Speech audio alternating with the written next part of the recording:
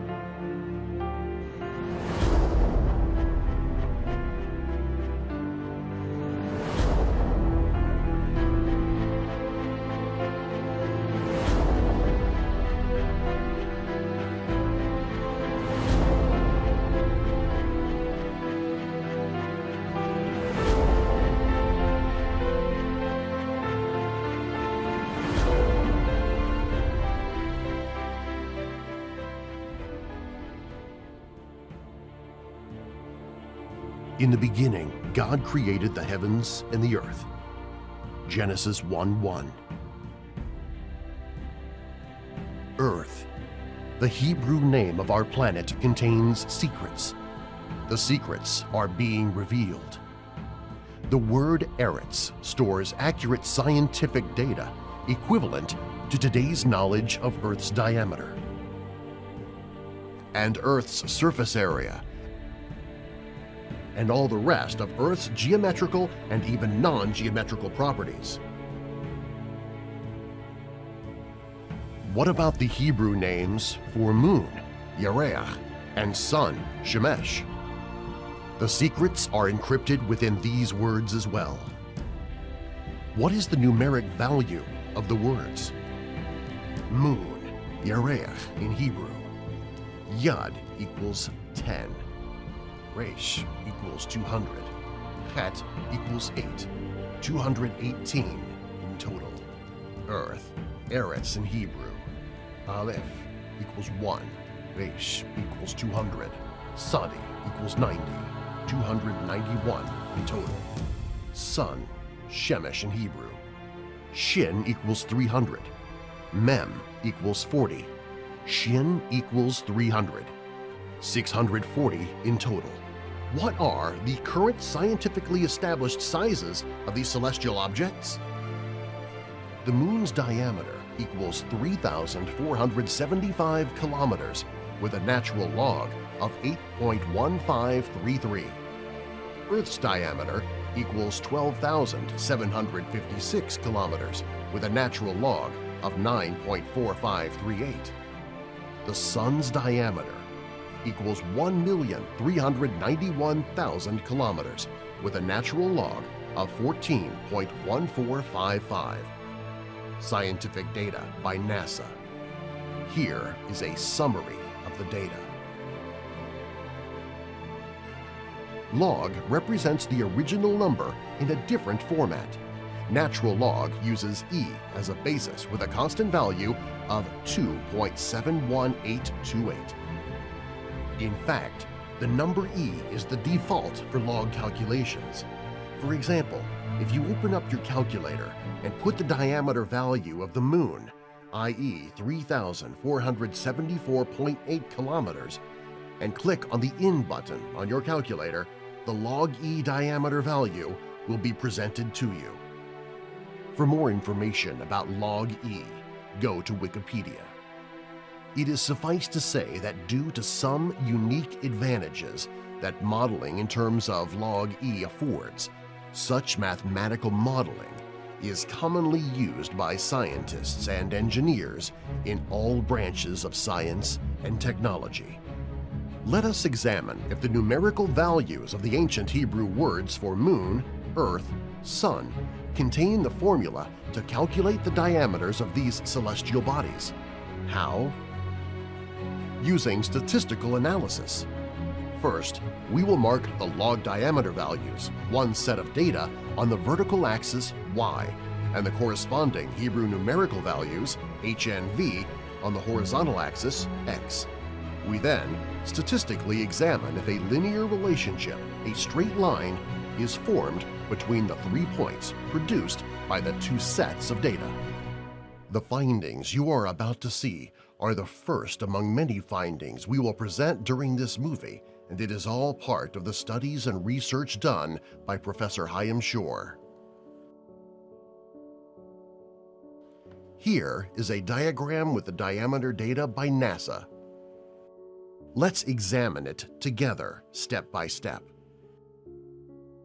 The horizontal axis, x, represents the Hebrew numeric value, h and v, of the words. Since the smallest value is 218, Yereach, and the highest value is 640, Shemesh, we start the x-axis just before 200 and end it at 700. The vertical axis y represents the celestial object's diameter by NASA. Let us find out what log e stands for in kilometers.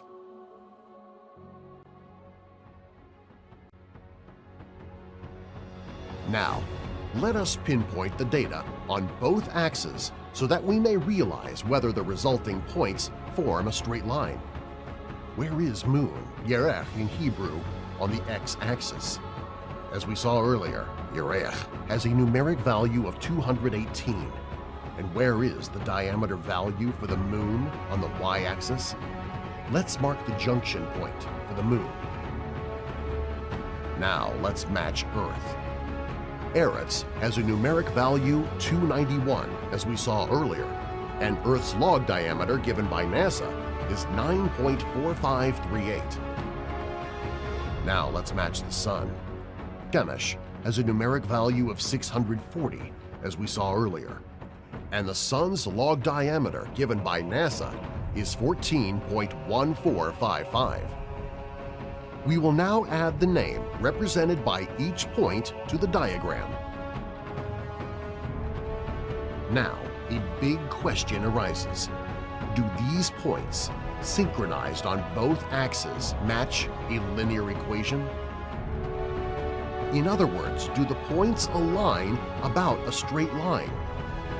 If the points are aligned about a straight line, it means that a match exists between HNV and the scientific data. Let's check. The points are almost completely aligned on a straight line.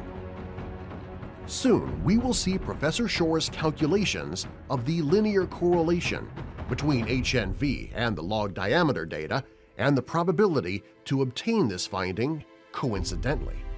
Later, we will show more examples. What would have happened if one letter was changed?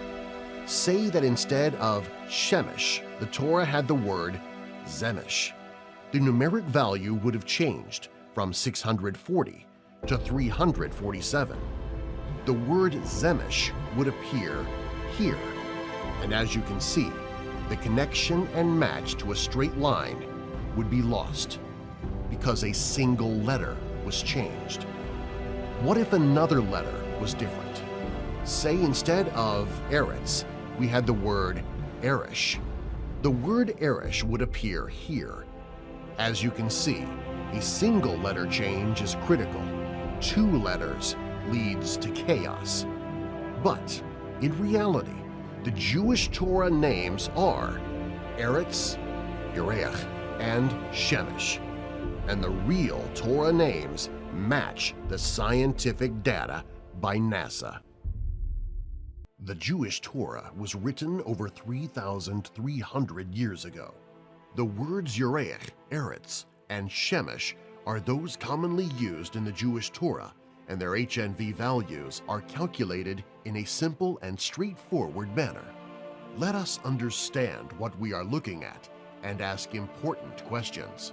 Why is it significant to obtain the 3 points in the plot aligned on a straight line? Namely, obtain a match between the ancient Hebrew numeric values, HNV, also known as gematria, and the scientific data?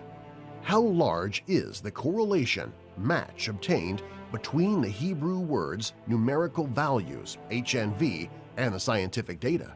Is it possible to calculate the probability of getting such a match by random?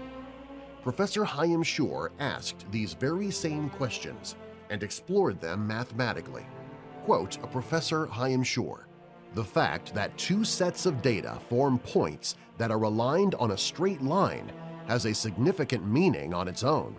The practical meaning of having 2 seemingly unrelated sets of data form points aligned on a straight line, as the significant statistical analysis shows, is that the 2 sets of data are measurements of the same physical attribute, though this attribute is expressed in the 2 axes by 2 different scales, HNV scale and log diameter scale.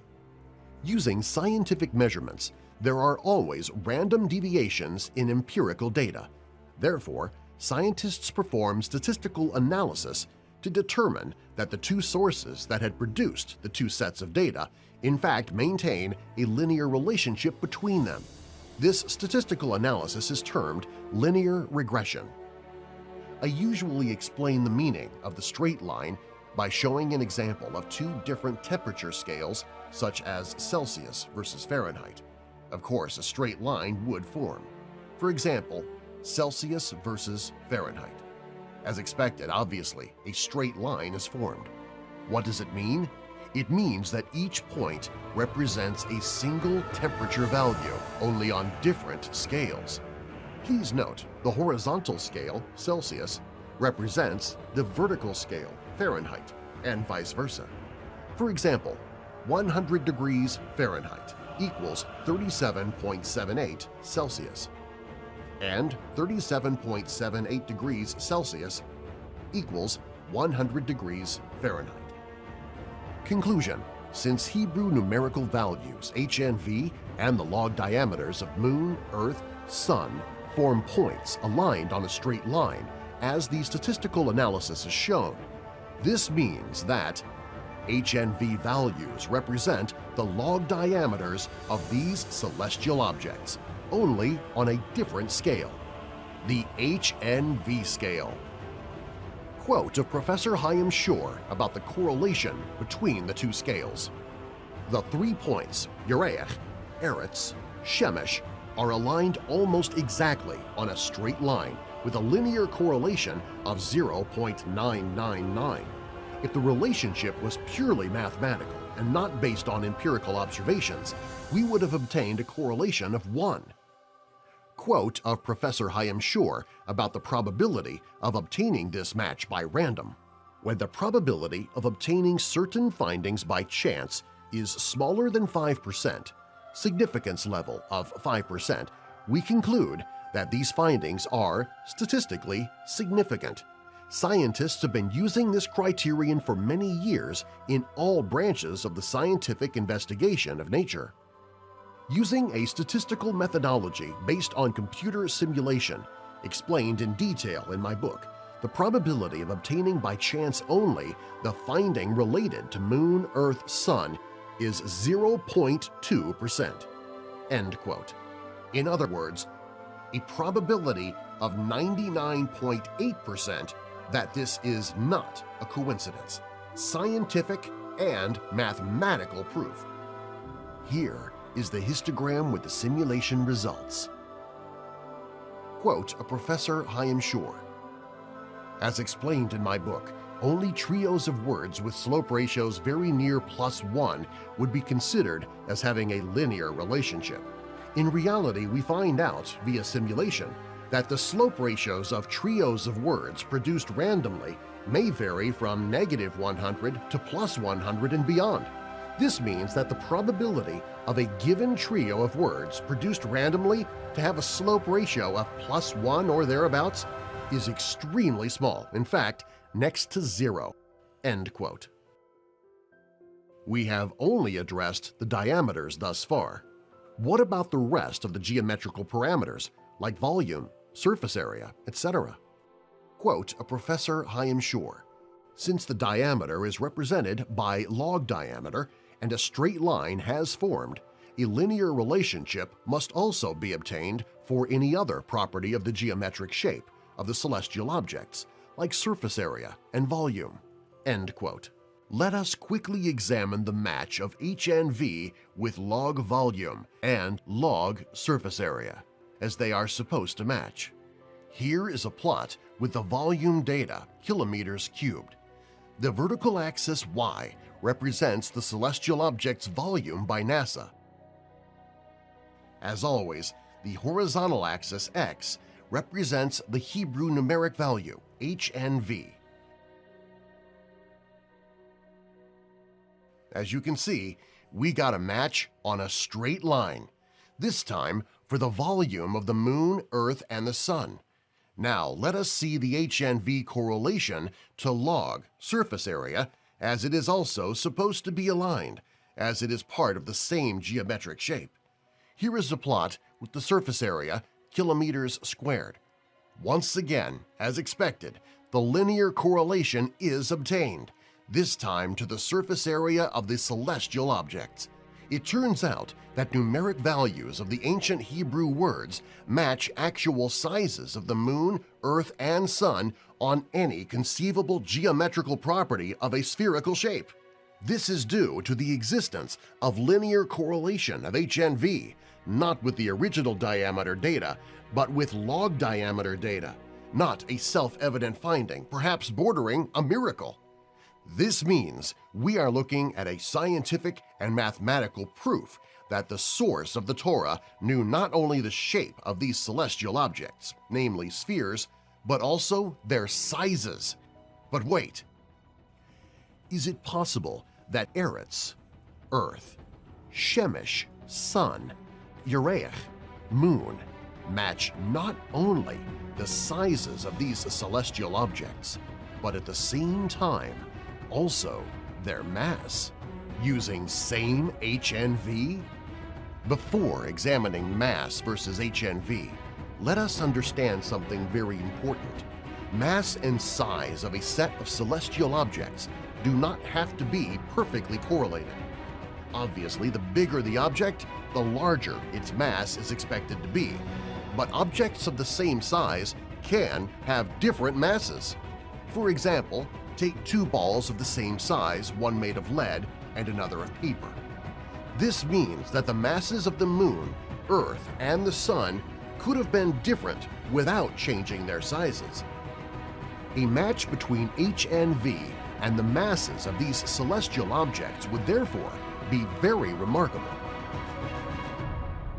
The Moon's mass is 7.347673 E plus 22 kilograms.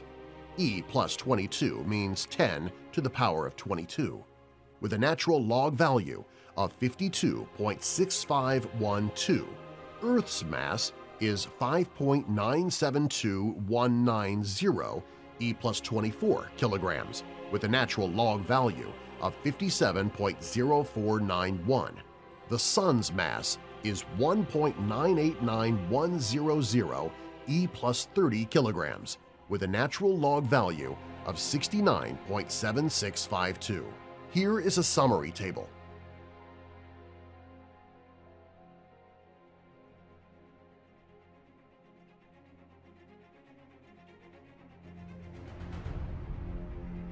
HNV correlation with log mass kg. The Hebrew words are the same, Yareach, Eretz, and Shemesh. This time the mass is on the vertical y-axis, and as you can see, the HNV is aligned with the mass of the celestial objects. And once again, the linear correlation, or the match, is very high. How high, you ask? 0.985 correlation. That's 98.5%. While producing this very movie, a new finding was discovered. Quote a Professor Chaim Shore. During one of many exchanges of communication with the producers of this movie, while working on the English version, Mr. Oren Evron has informed me that the linear relationship between Hebrew gematria and long diameters of moon, earth, sun extends to the English words, namely moon, earth, and sun. Using 16th century Agrippa key for English alphabet gematria, Oren has found the English gematria for these words to be 170, 194, and 330 respectively, versus the Hebrew gematria of 218, 291, and 640 respectively.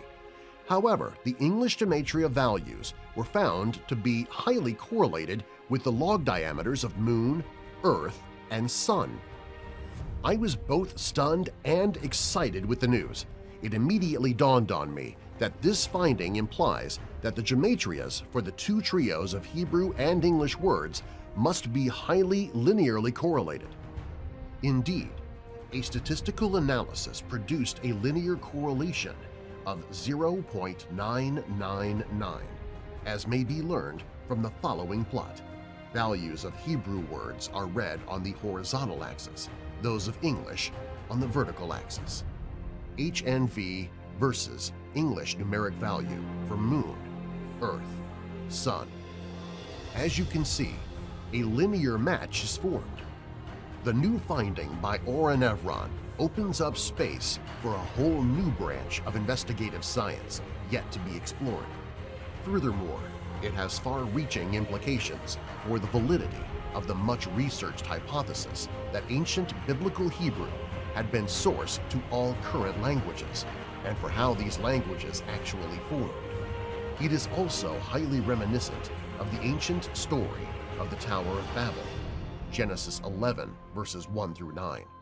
If this relationship between Hebrew and English gematrias indeed proves not to be singular, then much research is awaiting scientists to be carried out. End quote. Now, let us ask a big question. Are there further matches between HNV and recently discovered scientific data? The answer is yes. Professor Chaim Shor has examined numerous word groups in the Torah, and the same phenomenon repeats itself over and over again. As we now know, numerical values of Hebrew words for moon, earth, sun convey the exact size and mass of these celestial objects. But the same Hebrew word, Yereach, moon, has another meaning in Hebrew, though pronounced differently. Yerach also means month. For example, 9 Yachei Leda, 9 pregnancy months. The Jewish month is a lunar month, namely based on the time it takes for the moon to encircle Earth. This is also why Hebrew for month is written like the Hebrew for moon, though the two words are pronounced differently. Could it be that Yereach stands for the size and mass of the moon, and at the same time, Yerach, having same letters as Yereach, represents the time cycle of the Jewish moon-based month? If it does, it would be an amazing triple-fold correlation. Let us examine Yerach, month, together with two other Hebrew words for time periods, Yom, day, and Shana, year. This will allow us to examine whether this trio of Hebrew words deliver information about the time cycles associated with them. To carry out the study, Professor Chaim Shor had used a common scientific unit for measuring cyclic phenomena called Hertz, Hz. 1 Hz equals 1 cycle per second. A choice of a different unit would not change the results of the statistical analysis. To demonstrate how time cycles of day, month, year are calculated, suppose that instead of Hertz, we have chosen year as our cycle unit. Then the calculation would look like this. For day, 29.53059 times 12 equals 354.37 cycles per year. For month, 12 cycles per year. For 1 year, 1 cycle per year. What is the numeric value of the words?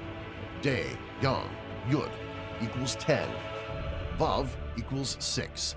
Mem equals 40, 56 in total. Month, Yerech, has the same letters and numeric value as Yereach. Yud equals 10. Resh equals 200. Chet equals 8. 218 in total. Year, Shana, Shin, equals 300. Nu equals 50. He equals 5. 355 in total. Let us review the scientific frequency in Hertz, cycles per second, for day, month, and year. Day's frequency equals 1.1574 E minus 0.5, with natural log value of minus 11.3667. Month frequency equals 3.9194 E minus 0.7, with natural log value of minus 14.7521. Year frequency equals 3.2661 E minus 0.8, with natural log value of minus 17.2371.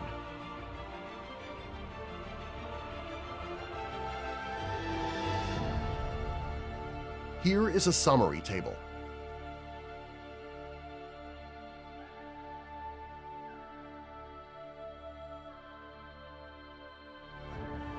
Let us now examine whether there is a correlation between the log frequency of day, month, year, and HNV. In other words, do the ancient Hebrew words represented by HNV contain hidden information about the cyclic nature of the time periods? Here is a plot of log frequency versus HNV for day, month, year. Once again, a linear alignment is formed. Where are the words from the Holy Torah? Day, Yom in Hebrew. Month, Yerach in Hebrew. Year, Shana in Hebrew. Once again, if a single letter was different, there would be no match. For example, if instead of yom we had ram, the value would change from 56 to 246, and the word ram would appear here, and the linear configuration of the points would be lost. Note, we changed only a single letter, but words could be made of 4, 5, even 6 or 7 letters. This means that the numerical values are precisely chosen out of a very large number of possibilities. Quote to Professor Chaim Shor about the correlation. The same observed phenomenon we saw earlier repeats itself. The 3 Hebrew words, Yom, Yerech, Shana, are aligned on a straight line with a linear correlation of negative 0.9992 if the relationship was purely mathematical, namely not based on empirical observations. We would have obtained a correlation of negative 1.0000. Quote a Professor Chaim Shor about the probability to get this finding by chance. Using computer simulation, while randomly selecting letters according to their frequency of appearance in the Hebrew Jewish Bible, I have found the probability of obtaining by chance a linear relationship to be 0.5%, end quote, i.e. 99.5% that this is not a coincidence. Again, we have a scientific proof obtained via a statistically significant result that the match between HNV and the scientific data is not coincidental. Let us be reminded, Ureach, moon, correlates not only with the moon's size and not only with the moon's mass, but also with the time period that the equally spelled word Yerech represents, namely month. Incredible 3-folds! But wait! Are there further matches such as these? Once again, the answer is yes. Let us dive into deeper waters and examine the ancient Hebrew word for life's most important substance on Earth – water. Much of Earth's water comes from out of space by huge blocks reaching Earth's atmosphere and evaporating. What is so special about water? Almost all life on Earth needs water to survive and thrive. The icebergs melt down, the steamy water from the oceans go across the land, the water goes down and the cycle of life continues. And don't we all just love pure and white snow? The flakes are so soft, beautiful, and symmetric. Have you ever seen a regular snowflake under the microscope? Please look closely. Here is a regular snowflake under the microscope. Do you spot a Star of David? Let us check out another snowflake. What is the general shape of this snowflake? Let us have a look once more at yet another snowflake, and we shall find another Star of David. Unlike other materials on planet Earth, which require long times and much energy to move from one state of existence to another, water naturally makes transitions between its 3 phases of existence all the time. What is the Torah name for water? Mayim. And God said, "Let there be a firmament in the midst of the waters, and let it divide the waters from the waters." And God made the firmament, and divided the waters which were under the firmament from the waters which were above the firmament, and it was so. Genesis 1, verses 6 and 7. Let us examine the 3 phases of water: ice, liquid water, and steam. Is it conceivable that ancient Hebrew words for the 3 phases of water store a hidden mathematical equation for the energy needed to move from one phase of water to another?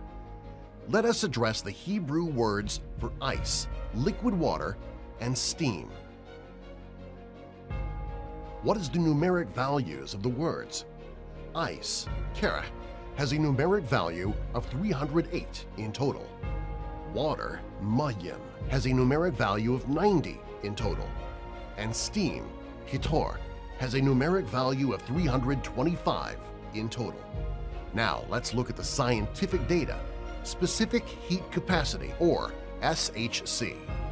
Ice, kerach, has a specific heat capacity of 2,050 joules to kilogram Kelvin with 0 degrees Celsius.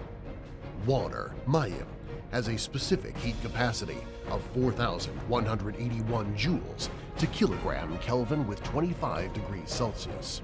And steam, kitor, has a specific heat capacity of 1,970 joules to kilogram Kelvin with 100 degrees Celsius. Scientific data from engineeringtoolbox.com. Here is a summary table of the data.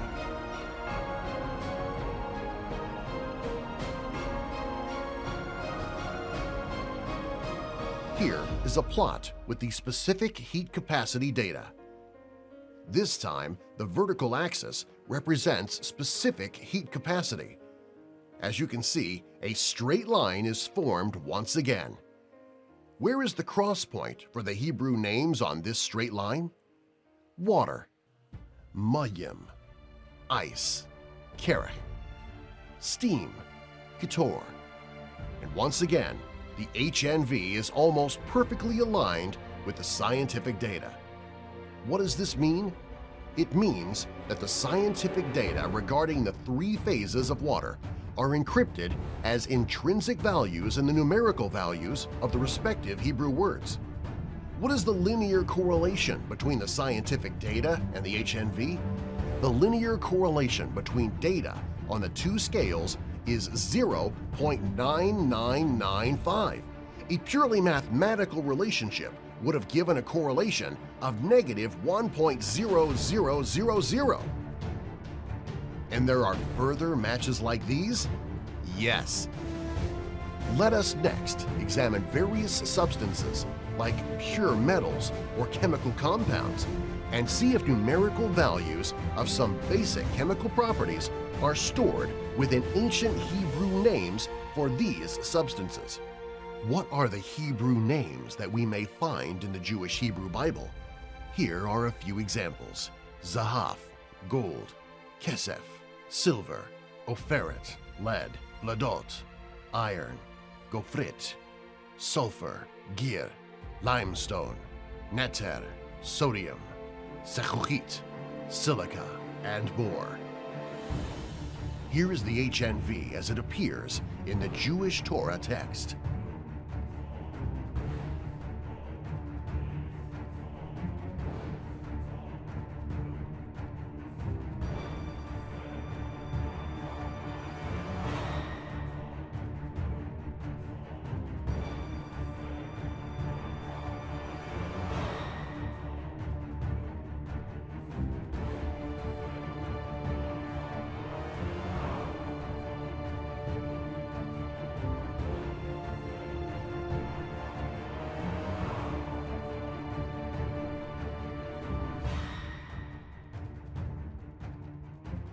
Here is a summary table for metals and nonmetals, HNV, and atomic weights.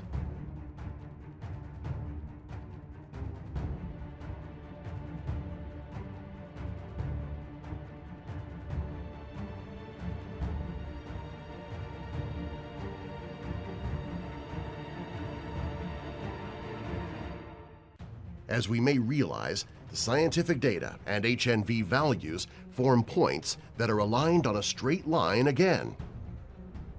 Let us show the Hebrew word represented by each point in the plot.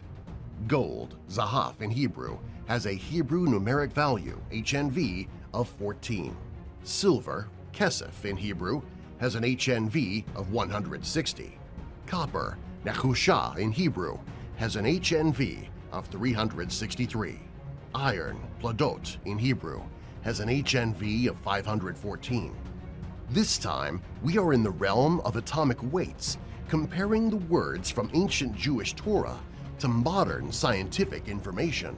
And once again, HNV values have very significant linear relationship with the scientific data. This time the correlation is 0.9911. That is a 99.11% match. Let us observe another 4-point diagram with atomic weights. Now we compare HNV values to reciprocal atomic weights of sodium, sulfur, lead, and brass. And once again, a significant linear relationship is in full view. What is the correlation this time? Correlation is negative 0.9915, namely a match of 99.15%. Let us take a look at yet another 4-point diagram. HNV values of limestone, burned lime, silica, and sodium are now compared to the respective values of reciprocal atomic weight. This time, the match is 99.97%. How could a 3,000-year-old text contain such modern scientific information? These discoveries, no doubt, are powerful enough to change how we view our world. How does Professor Shore summarize the results of this study? Quote a Professor Chaim Shore about the chemical substances study from his book. The results of this analysis reveal that the values of the Hebrew names are equivalent to the reciprocal atomic weight of the materials analyzed.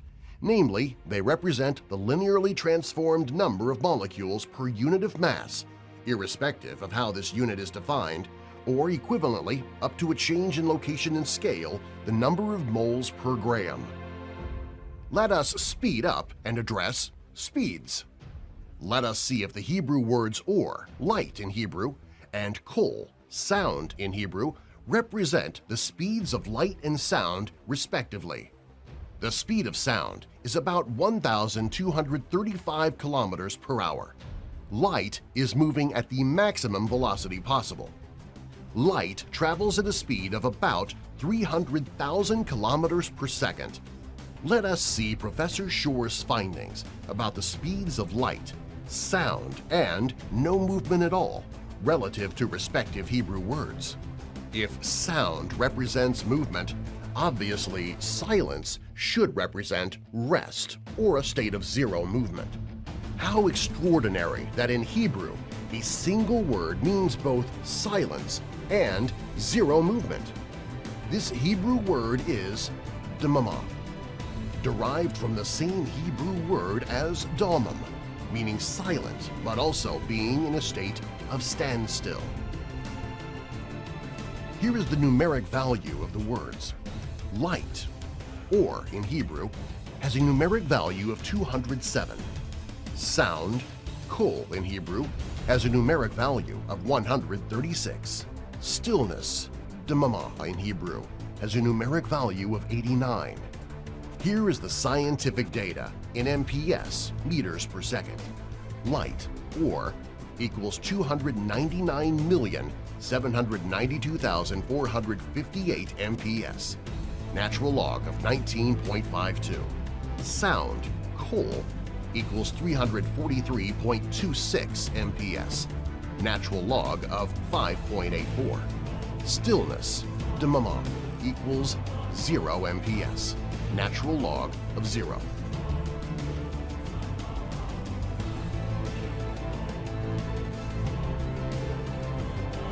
A plot with 3 points representing speed of light, speed of sound, and 0 speed. Again, the scientific data is aligned on a straight line. We can probably guess by now which point represents which Torah Hebrew word.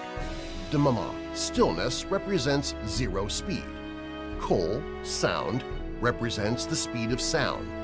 Or, light, represents the speed of light. Question: what is the linear correlation obtained for this analysis? Answer: correlation of 0.9938, a match of 99.38%. And what is the chance to randomly obtain this result?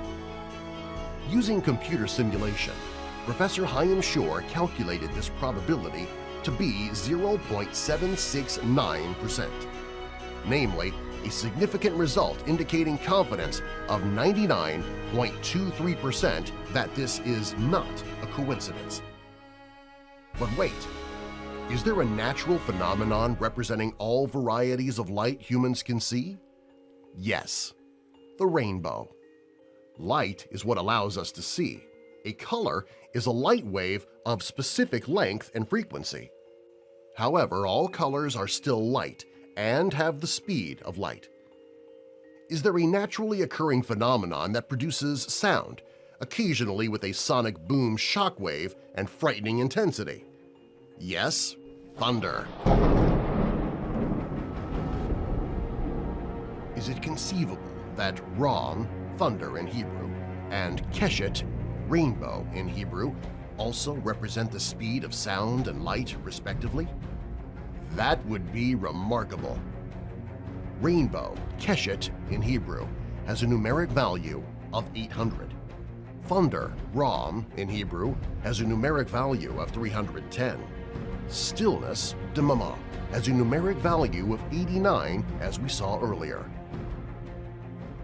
A linear correlation is formed once again.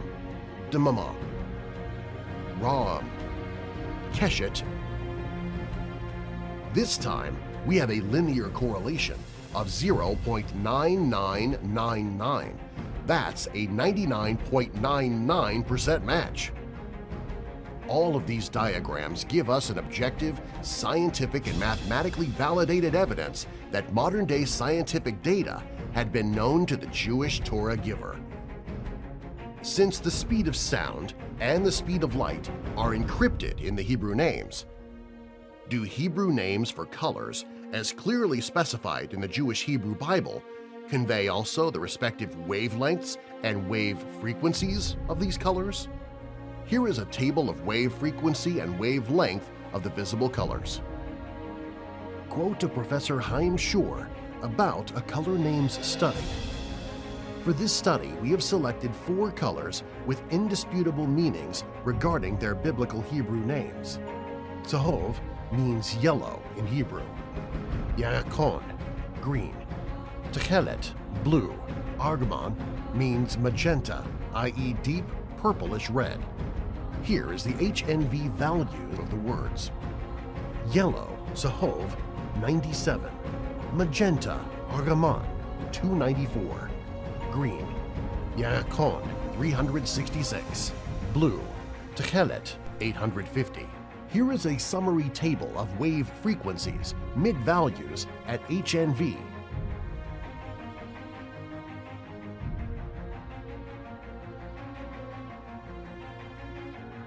Here is a plot with the HNV of the colors. This time, we compare HNV values to respective light wave frequencies. What is the linear correlation obtained for this part of the study?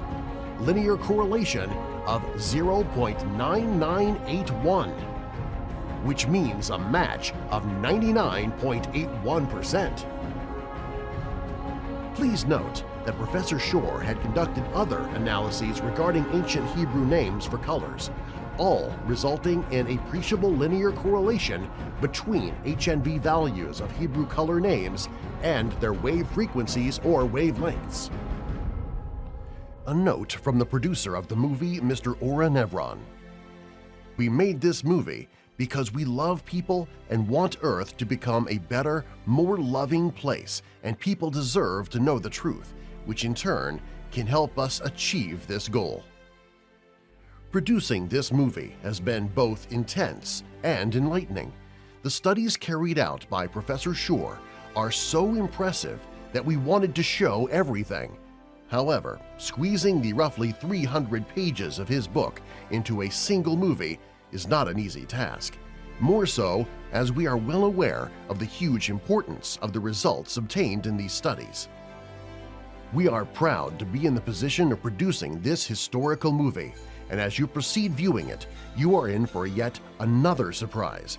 Results from a study will be shown with an innovative perspective on one of the most debated subjects of our time, the Big Bang Theory, age of the cosmos measured in billions of years, versus Genesis creation narrative, 6 days.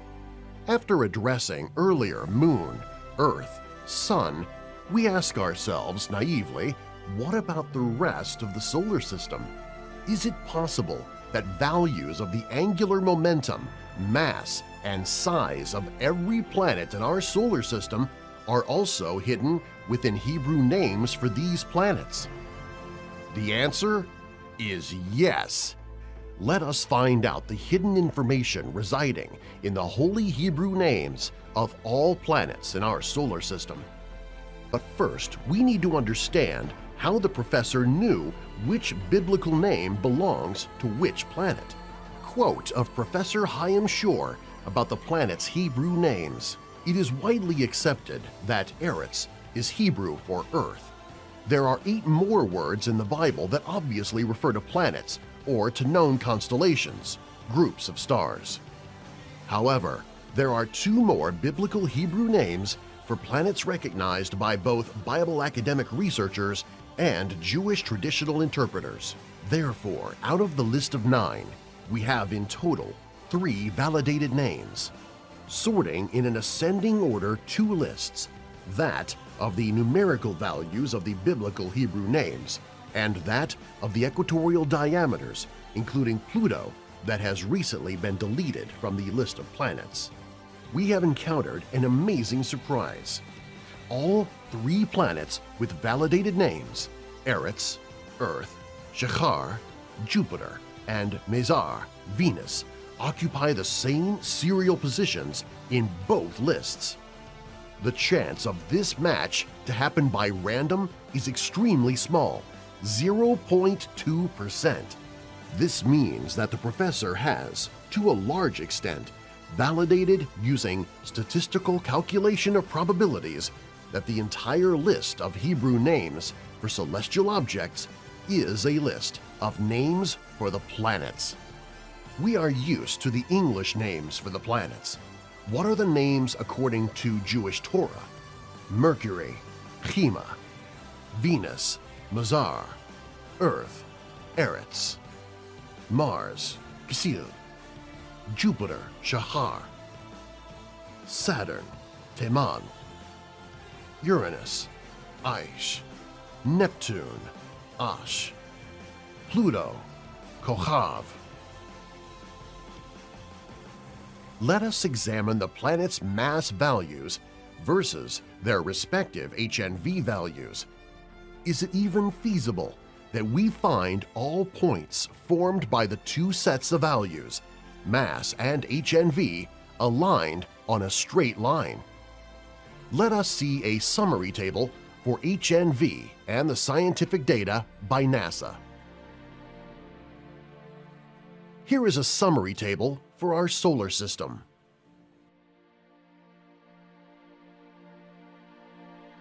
Log mass versus HNV for all planets in the solar system. Let us see where the Hebrew names are.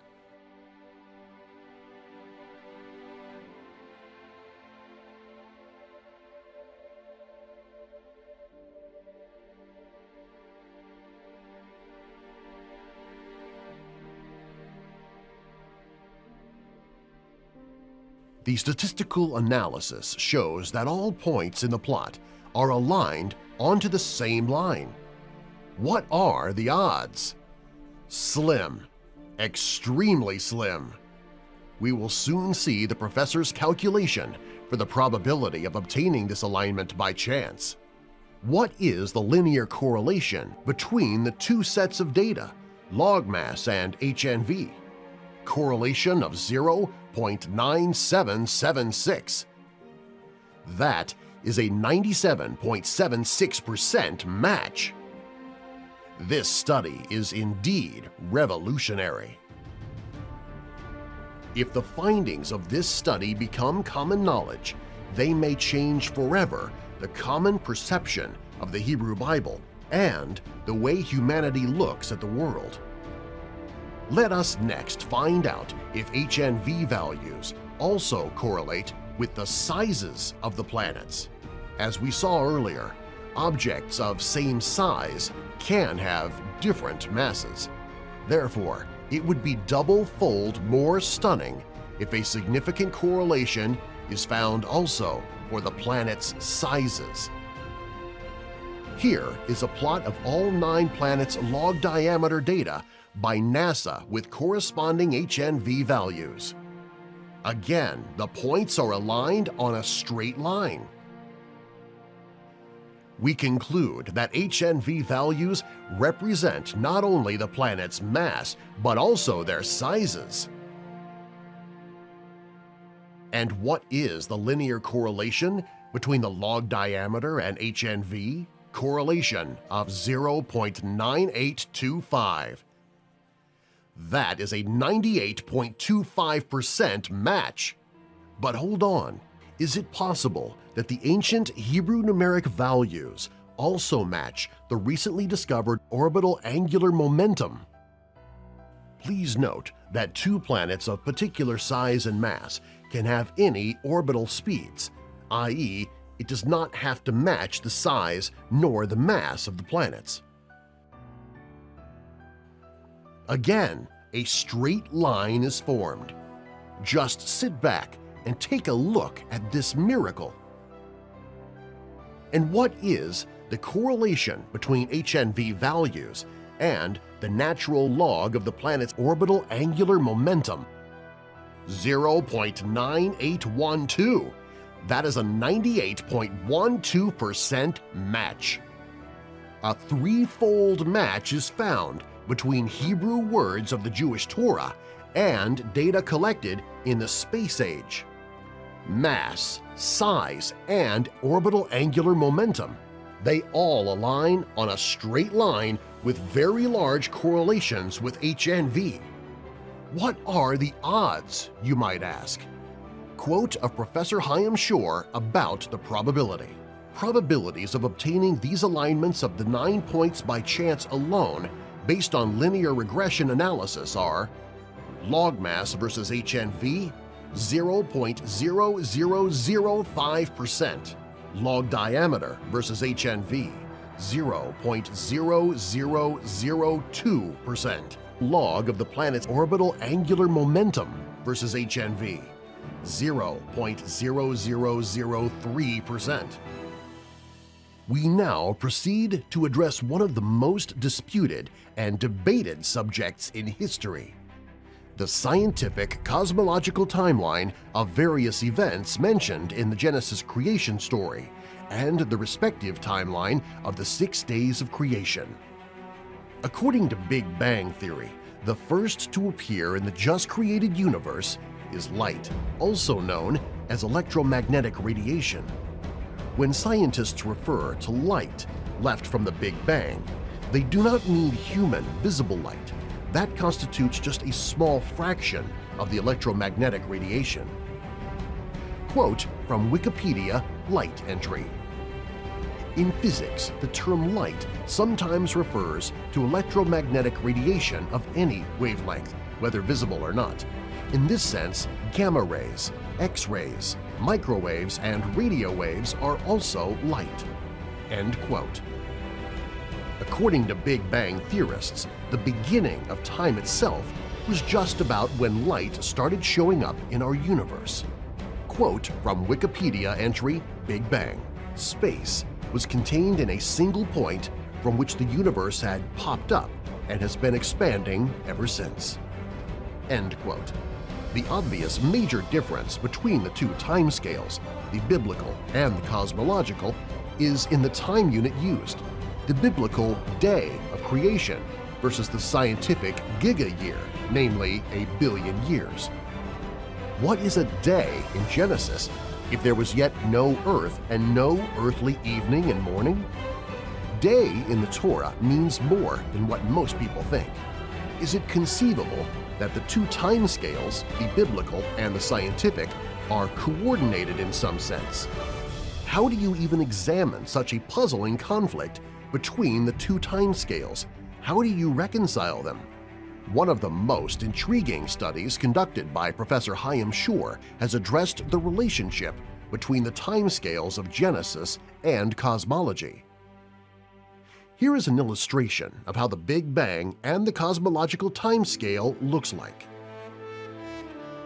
and as in earlier studies, statistics was again summoned to deliver clear-cut answers. Quote of Professor Chaim Shore: "To statistically analyze Genesis creation timeline in relation to the timeline offered by cosmology, certain events specified in Genesis, such as the creation of the sun and the moon on the fourth day, were defined on two timescales. 1. Genesis timescale in terms of days on the horizontal axis X. 2. The scientific timescale in terms of billions of years since the Big Bang on the vertical axis Y. I have conducted two analyses. 1. An analysis of 6 events mentioned in Genesis for which satisfactory scientific data exist as to when those events occurred. 2. A reduced analysis of 4 events for which the estimated cosmological timeline is particularly highly reliable. The statistical equation that combines the two timescales based on the second analysis.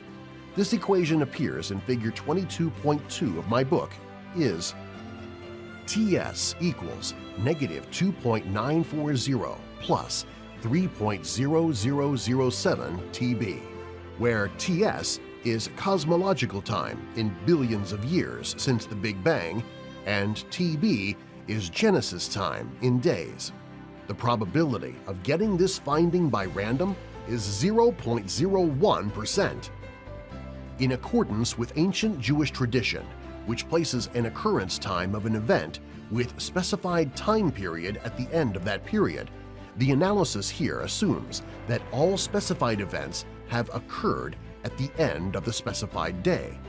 An exception to this rule is creation of Adam, chapter 2 of Genesis, which is traditionally assigned by oral Torah to have occurred at the end of the 14th hour of the 16th day.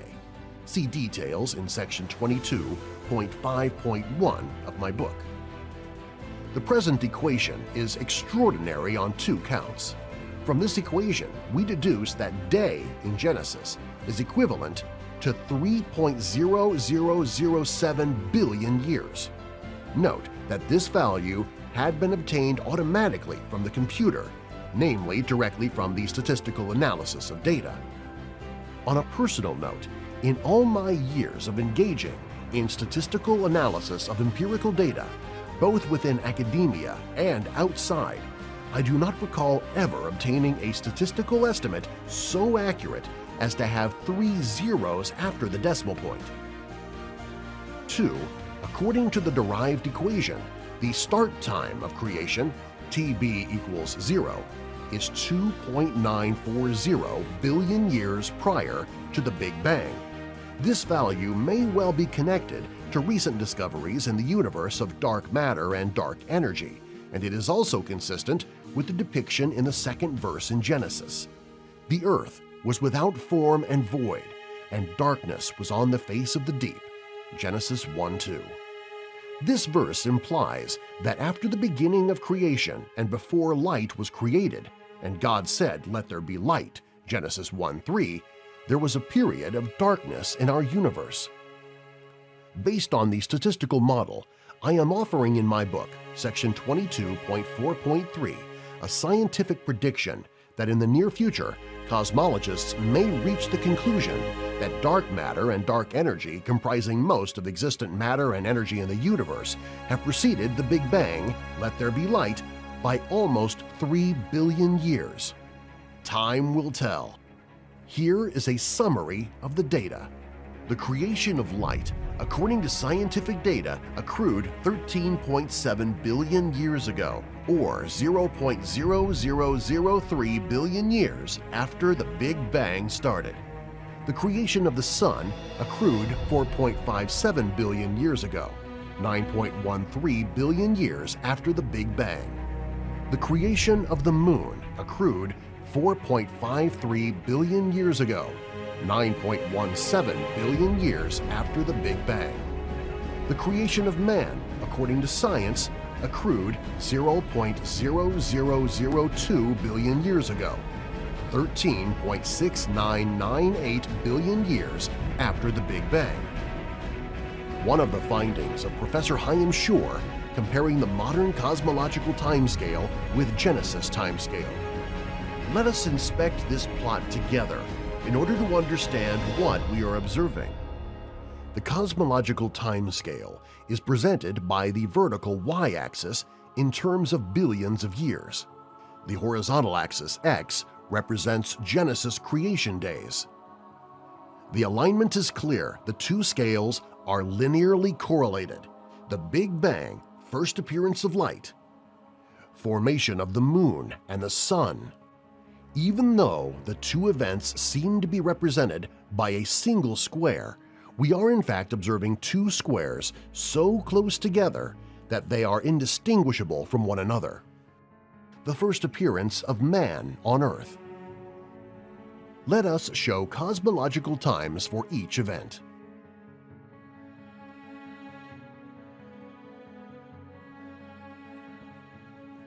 Now let's see the events from the Torah point of view.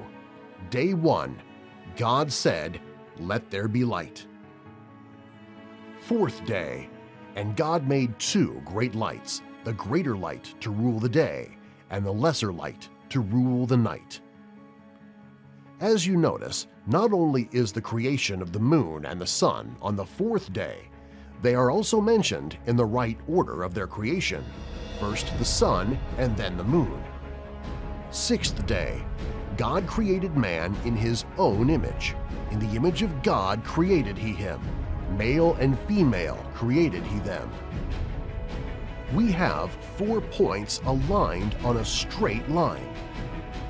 Therefore, the vertical y-axis, the scientific cosmological timescale, is linearly correlated with the horizontal x-axis, the timescale of the book of Genesis.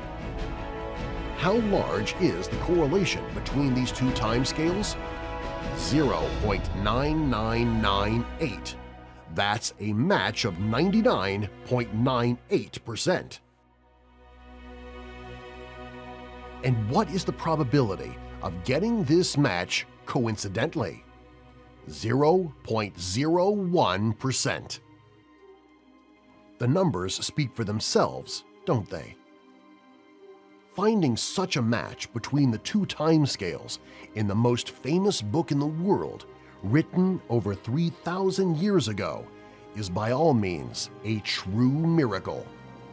Again and again, we find out that recently discovered scientific findings match that which is written in the Torah.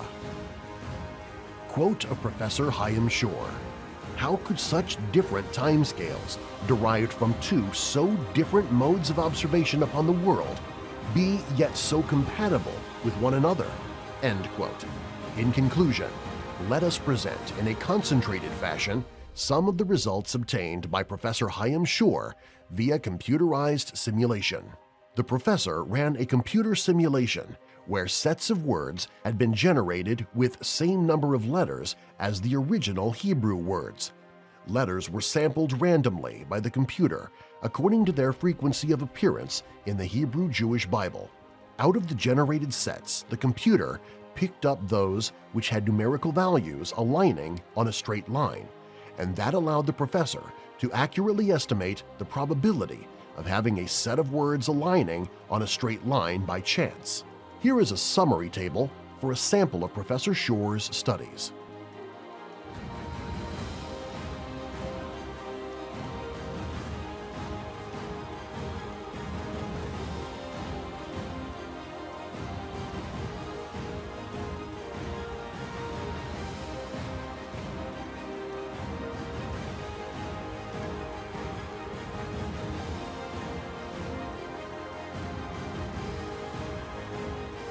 So, the Big Bang matches the Torah, Yereach, Moon, Eretz, Earth, and Shemesh, Sun, match NASA scientific data, both for size and mass.